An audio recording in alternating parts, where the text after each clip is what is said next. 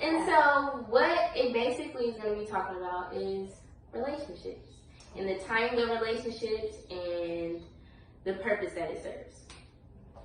Okay, you ready to get in these questions? I like this one. All right. Let's see. Okay, first question. How essential do you think relationships are and the role it can play in your life?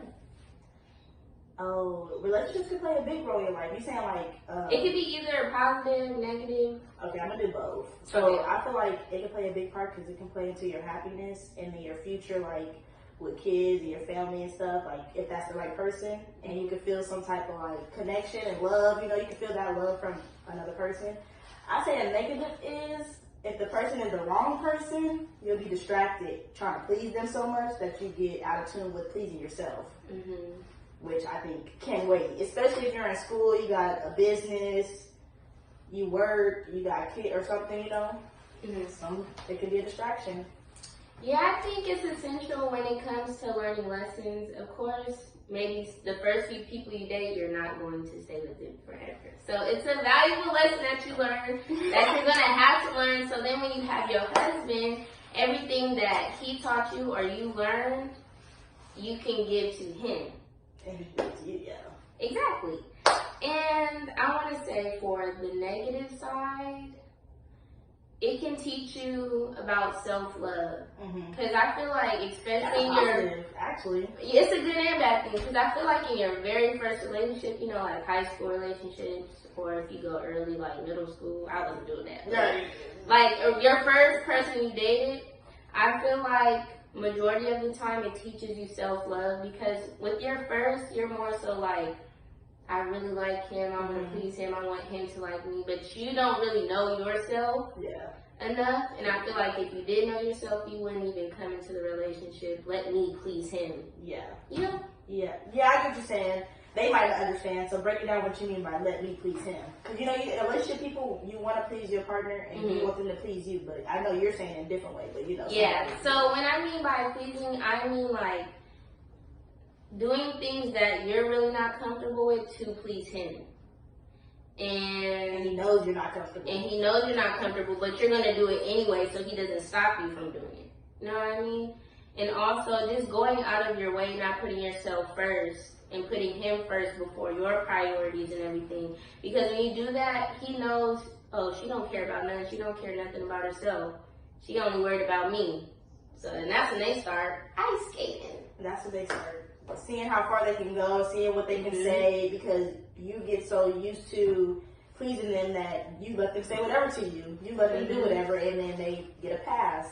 But once you experience that, it does help you become more in tune with yourself and your worth, really. Yeah. So free game. It depends how you take it, because like you said, your first relationships.